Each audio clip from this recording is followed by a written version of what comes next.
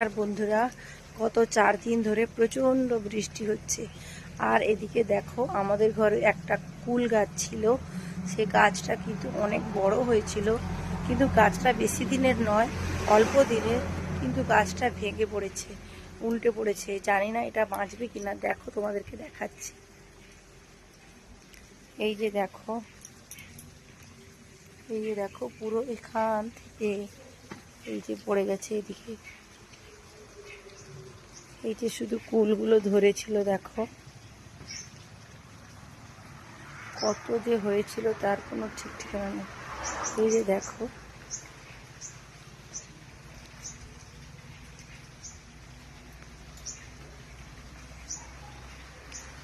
দেখো কত কুল ধরেছিল।